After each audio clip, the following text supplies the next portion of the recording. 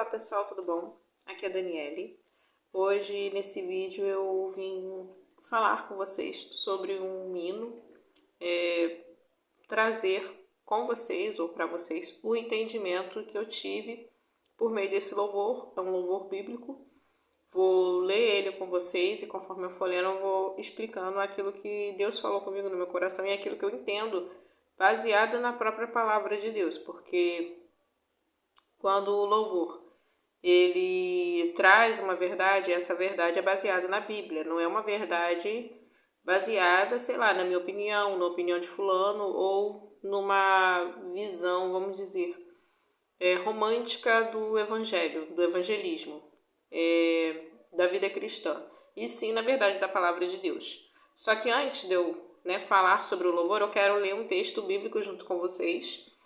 Para mim, esse texto tem a ver, em parte, com o louvor que eu vou recitar para vocês, mas é muito bom a gente ler a palavra de Deus todos os dias, né? E às vezes a gente não tem tempo de ler a palavra de Deus, sei lá, como a gente gostaria ou como a gente deveria, mas se você ler um pedaço da Bíblia, pelo menos que seja, já vai trazer edificação espiritual para a sua vida e você vai se alimentar de bons alimentos, sabe? Que vão nutrir, vão fortalecer o seu espírito e não vai ficar só na parte, sei lá, do dia a dia e tal, e outras coisas que são banais e que são, que às vezes alimenta muito mais a nossa carne ou traz o foco nas coisas terrenas, e a gente deve se preocupar com as coisas espirituais.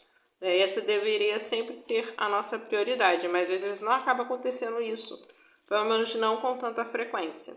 Vamos lá, eu vou dar uma olhadinha aqui no texto, vou ler com vocês aqui na minha Bíblia. Vou ler aqui em 1 Pedro, capítulo 4. Eu gostaria de ler do versículo 7 ao versículo 12. Deixa eu ver aqui. Ao versículo 11, tá? Eu vou tentar ler rapidamente.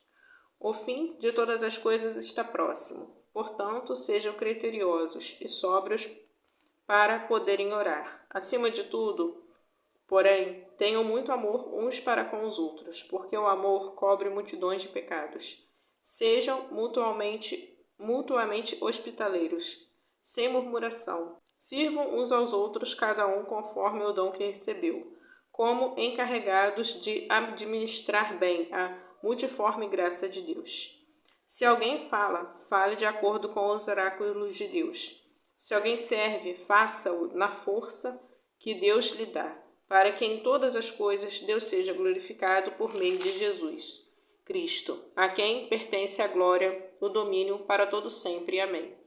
Eu gosto muito desse texto, né? E eu li ele, né? Ele me traz muito foco, direcionamento para eu viver minha vida cristã diante de Deus, né? Ao longo de toda a minha vida. Nem sempre eu fui assim, como eu tento ser hoje, como eu estou sendo hoje. E basicamente ele fala pra gente prestar atenção, porque ser cristão não tem a ver só com você, tem a ver com quem você com as outras pessoas, sabe? Você tá tendo amor pelo seu próximo, você tá cuidando de quem tá do seu lado, você tá tendo aquela preocupação de se sua vida tá, você tá servindo ao próximo, os seus dons estão sendo só para você mesmo ou estão sendo usados para trabalhar em prol das outras pessoas, mesmo que essas pessoas sejam pessoas que não gostem de você, que, sei lá, te persigam ou te maltratem em algum momento, ou, sabe, não façam nada para te ajudar e tal. E, principalmente, fala sobre Deus, fala sobre quem Deus é, fala sobre a mensagem da cruz, a redenção, Jesus morrer na cruz para nós podermos ter acesso, à salvação e irmos morar um dia com Ele na glória. Mas enquanto isso, nós aqui na Terra temos que representar o nosso Senhor, Temos que, por meio das nossas atitudes, mostrar que sim, Ele vive em nós e Ele está vivo e Ele nos transformou, Ele nos tocou, Assim vão saber que nós somos de Deus, Mas então, eu gosto muito desse texto e para mim o louvor que eu vou falar sobre ele tem a ver com esse trecho da Bíblia, mas não só com esse, só que eu quis focar nesse hoje. Eu vou mostrar aqui o louvor que é e vou ler junto com vocês. Eu escrevi ele na minha Bíblia, coloquei um papelzinho Ó, esse louvor aqui, eu não sei se vocês vão entender a minha letra. Minha letra é muito especial. E atrás aqui eu escrevi o significado dos parágrafos do louvor. Ó, aqui atrás eu escrevi, só que eu vou ler com vocês. Vamos lá.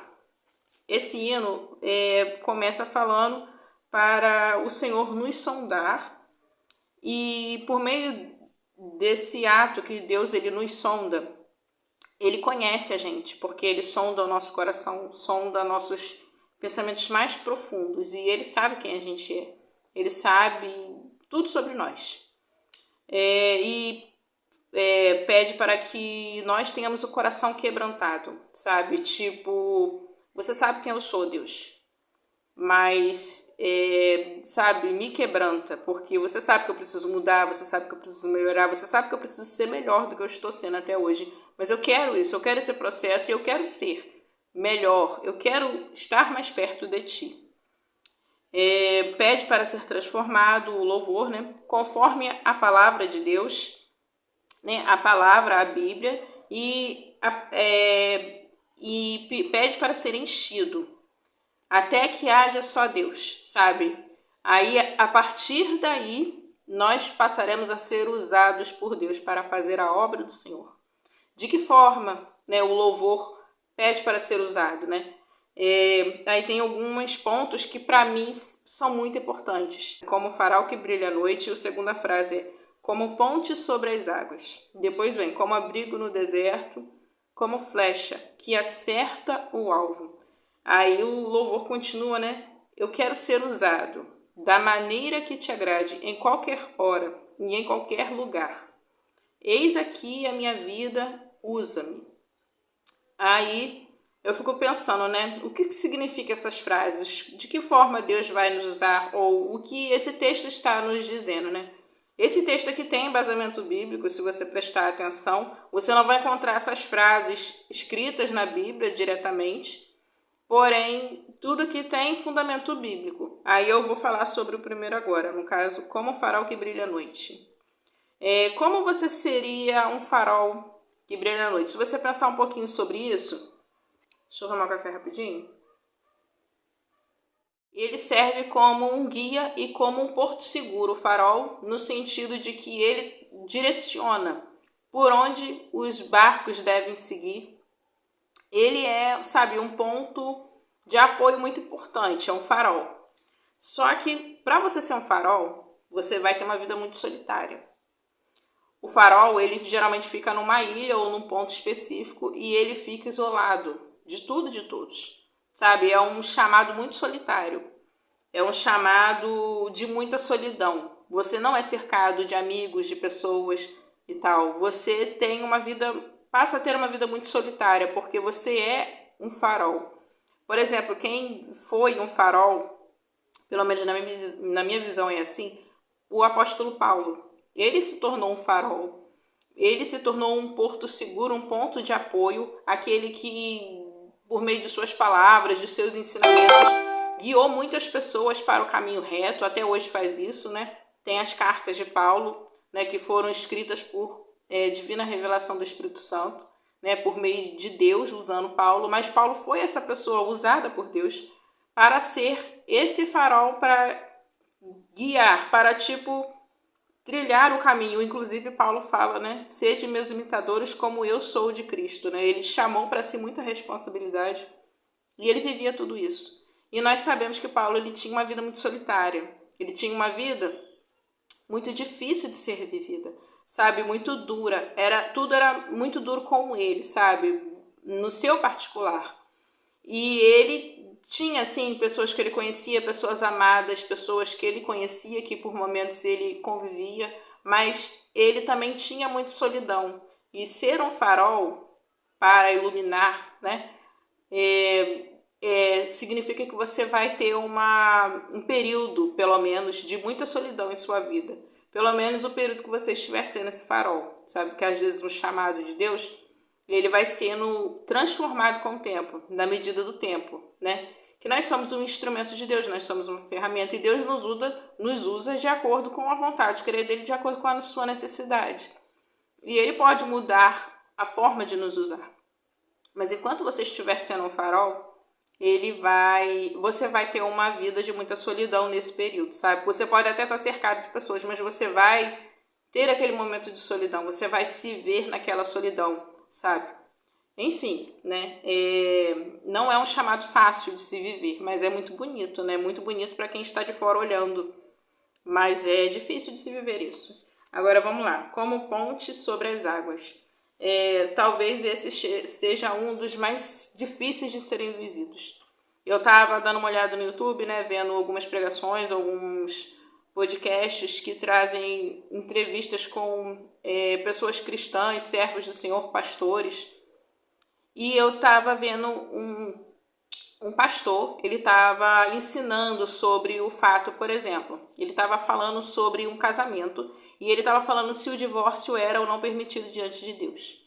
Aí ele estava falando que os dois ali, né, um tinha caído em adultério, tinha traído o seu cônjuge, e o cônjuge que não tinha sido traído estava naquela situação complicada, porque ele ainda amava, né, a sua cônjuge, só que ele estava naquela situação, né, sofrendo muito naquela situação.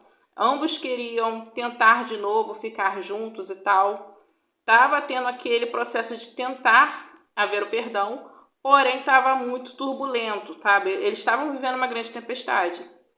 E consequência, né, das más atitudes, das más escolhas de uma das partes. E ele foi se aconselhar com o pastor. Pastor, o que eu faço? O que a gente faz, sabe? E agora? Eu vou me divorciar? Você acha melhor? O que você me aconselha a fazer? Aí o pastor sentou, conversou com ele, né? Que cada caso é um caso. Foi um caso muito específico na situação deles ali. Só que aí o pastor falou assim com ele. Deus está te usando para alcançar de novo a sua esposa. Por quê? Deus, a sua esposa, quando ela cometeu aquela atitude, ela se desconectou de Deus, porque ela, né, caiu em pecado, cometeu tal ação, coisa que Deus condena, né? E a mão que está segurando ela é a sua mão. Nesse momento você está segurando ela, porque vocês ainda são casados, vocês ainda estão nesse processo. E Deus está te segurando, porque você está em Deus, você está bem com Deus, mesmo que você esteja sofrendo agora. Você é a conexão entre a sua mulher e Deus. Se você soltar da mão dela, ela vai perder toda a conexão que ela tem com Deus. Só que se você continuar segurando a mão dela e orar e entregar tudo na mão de Deus, Deus vai alcançar ela por meio da sua conexão, como se ele fosse a ponte sobre as águas. Entende o que eu estou falando? Aí aquilo mexeu muito com aquele casal, né? Todas aquelas palavras. E eles passaram por aquele processo, depois eles ficaram bem, depois aquela mulher foi restaurada diante de Deus. E aquele casamento foi restaurado. Deus resgatou aquela família, restaurou. E hoje eles estão bem, pelo menos na época que a entrevista foi feita, foi lançado ao ar, o podcast. E eles tiveram um resultado positivo. Mas eles passaram por um período muito difícil, por um processo. E quando ele falou, sabe, ele ilustrou toda aquela situação, contou o que aconteceu, me veio à mente essa frase, como ponte sobre as águas. Às vezes Deus quer te usar como ponte, sabe? E para você ser ponte, você tem que estar no meio da tempestade, só que você vai ser o caminho para que alguém passe por você para chegar a Deus. E ser ponte é muito doloroso, é muito difícil, mas ao mesmo tempo, quem está de fora olhando é um chamado muito bonito, é muito lindo para quem está de fora. Mas quem está vivendo é muito sofrido, sabe? Porém, é um chamado de Deus. Muitas pessoas ignoram esse chamado ou não entendem a dimensão desse chamado, sabe?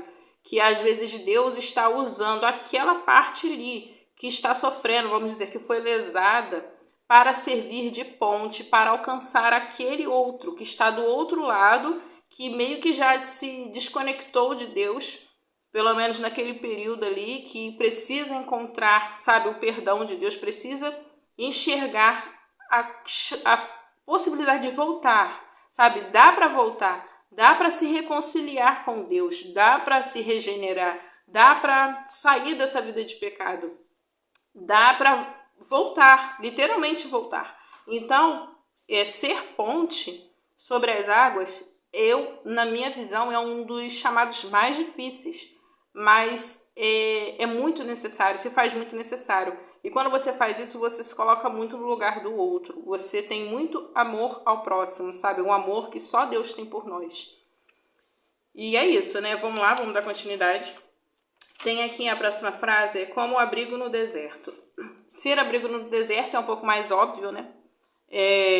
Mas para você ser abrigo no deserto, você tem que estar no deserto. Primeira coisa, você está no deserto. Só que você está no deserto tanto tempo que você já fez uma morada, você já fez um local de refúgio no deserto. Você pode até estar bem com Deus, mas você não saiu do deserto, você está lá. Aí você vai encontrar com pessoas que estão transtornadas, desesperadas, e elas estão passando pelo deserto e elas não têm nenhum tipo de refúgio. Você vai ser o refúgio delas. Você vai ser o conforto delas e você vai entender elas completamente, porque você está no mesmo lugar que elas, você está passando pelo mesmo tipo de situação, você também está no deserto. Aí você entende o porquê que você está lá. Às vezes você foi colocado naquele deserto por N motivos e você não entende por que eu vim parar aqui, por que isso tudo aconteceu na minha vida, por que eu cheguei nesse ponto, por que eu estou nesse lugar. É porque Deus quer te usar como um instrumento para servir de abrigo para aquelas pessoas que não conseguem, sabe, sem a sua ajuda, sabe? Você está servindo de auxílio para aquelas outras pessoas e para isso você precisa estar lá no deserto, porque elas não vão conseguir voltar, não vão conseguir sair do deserto sozinha. Você precisa estar lá no deserto para esse momento exato.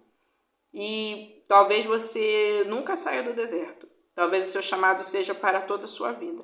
Mas talvez não. Talvez você saia um dia do deserto. Mas isso não quer dizer que você está desconectado de Deus. Você está em Deus, mas você está passando pelo deserto. É também um dos mais difíceis de serem vividos. Eu só acho que a ponte sobre as águas ganha no nível de dificuldade, porque, sabe, é complicado. Mas vamos lá. E tem o último aqui. Como flecha que acerta o alvo. É muito bonito ser flecha. Só que você vai ser usado uma única vez. E vai ser certeiro. Porque quem está lançando essa flecha é Deus. Quem é a mão que segura a flecha é a mão de Deus. E tudo ali é Deus. Você é a flecha. E a direção que você vai ser lançado é Deus que vai escolher. É Deus que escolhe. Você, quando a gente é flecha, você se sente puxado, você se sente forçado no sentido oposto e parece que você não tem vontade própria, parece que todas as suas decisões, tudo, vai de acordo com o que Deus está decidindo. Você não escolhe nada, você está sendo puxado.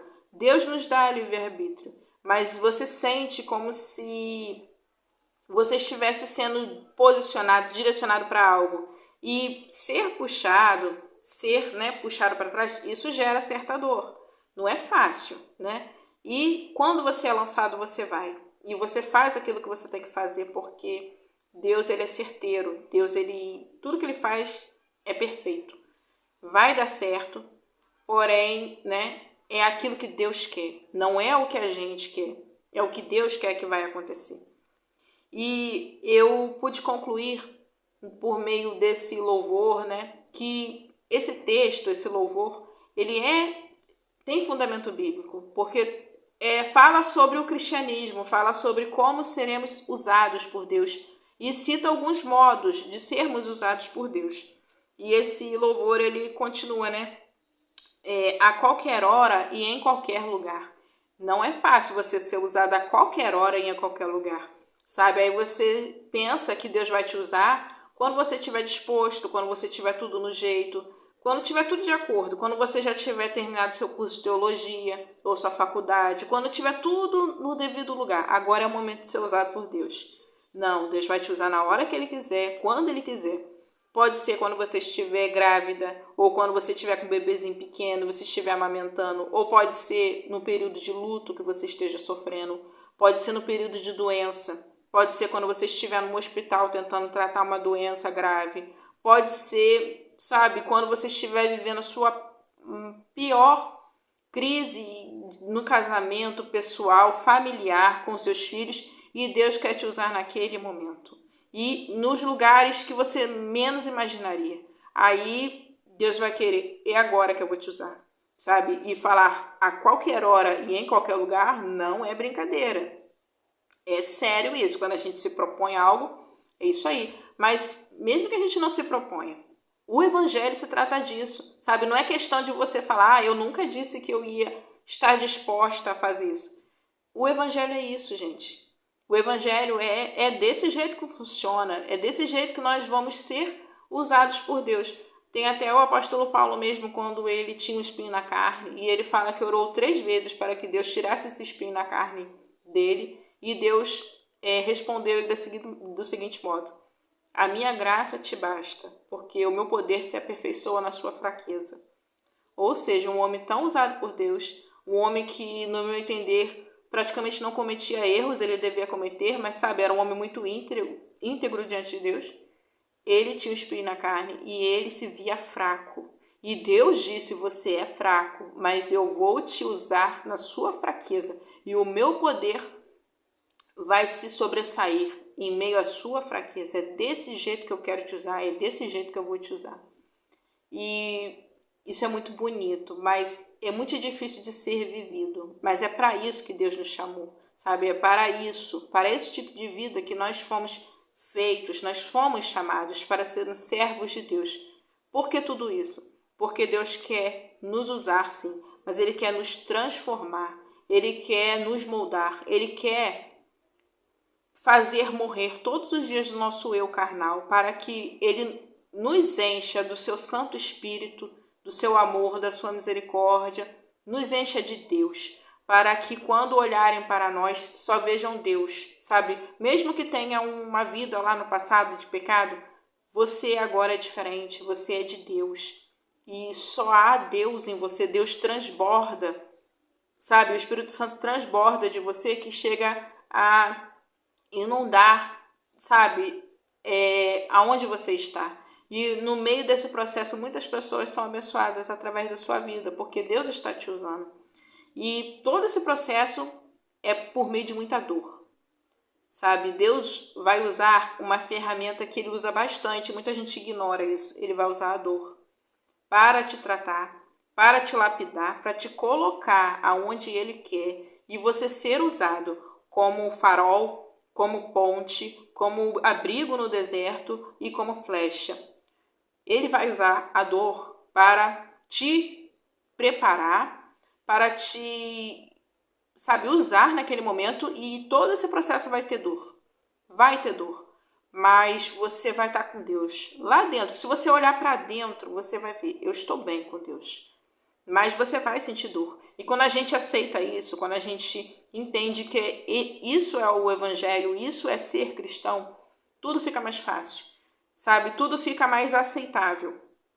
E é muito bonito viver para Deus, é muito lindo, mas é também doloroso. Quando o apóstolo Paulo ele entendeu isso, ele parou de se importar com aquela dor que ele sentia, e ele seguiu em frente. Ele entendeu que aquele processo fazia parte da glorificação do nome de Deus, sabe? Do trabalho que Deus tinha com o próprio Paulo e com as outras pessoas que estavam em volta de Paulo. E com todos nós, né? Que afetou as nossas vidas hoje, né? Depois de muitos anos, depois de décadas, afetou as nossas vidas. E é isso, gente. Eu falei sobre esse louvor. Eu gostei muito desse louvor, eu gosto dele, eu já cantei ele muitas vezes quando eu era jovem, quando eu louvava nas igrejas. Eu ainda louvo, mas hoje em dia eu busco ficar mais, né, mais quietinha, mais na minha, só quando eu sou mais convidada mesmo que eu louvo.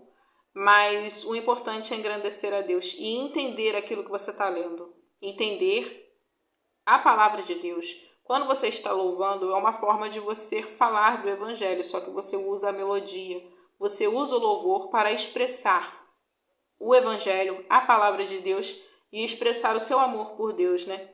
E louvar também é falar da palavra de Deus. Então, por isso que nós devemos procurar louvores que expressam a realidade do Evangelho e expressam a palavra de Deus, sabe? Não só louvar por louvar, ou um louvor que, sei lá, parece que Deus está escrevendo uma carta romântica para nós como se ele fosse o nosso namorado. Não é isso. Louvar é engrandecer a Deus, exaltar a Deus e demonstrar que eu estou disposta a viver o Evangelho que ele me propõe e a estar na palavra de Deus, sabe?